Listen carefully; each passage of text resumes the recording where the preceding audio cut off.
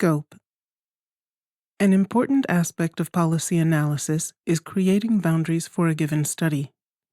Creating boundaries for the EIEC transition discussion starts with the conceptual proposition that hosting governments and the international community, manifested as INGOs, government aid organizations, international financial institutions, etc., are making agreements for EIEC provision in good faith.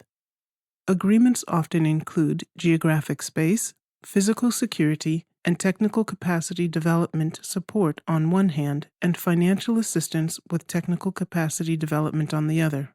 While these factors are part of the study, this book will not include the philosophical discussions of whether the hosting government should provide education to the POCs within its borders.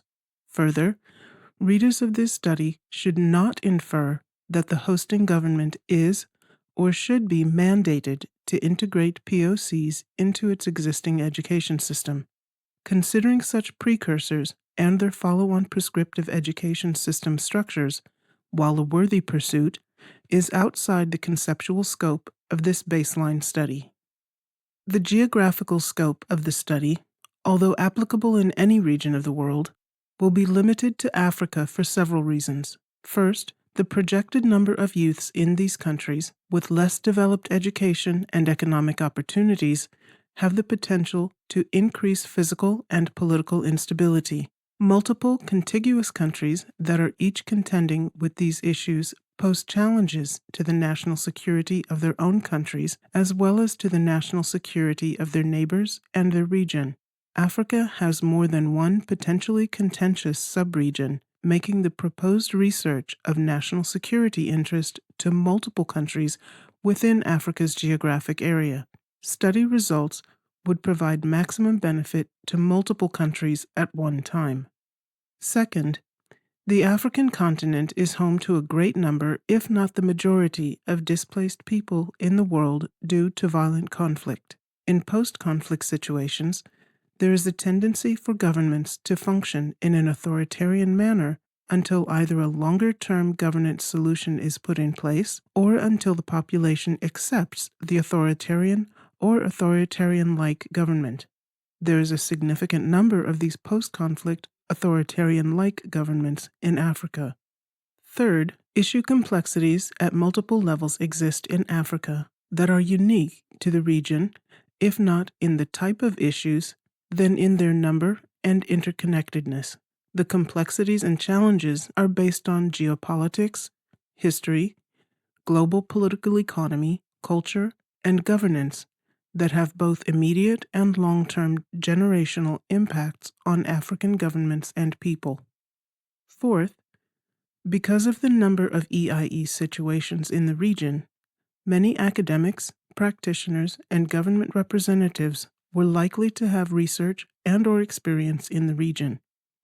From 2007 to 2014, the African continent averaged holding 50.18% of the world's refugee camps, as shown in Table 1.2.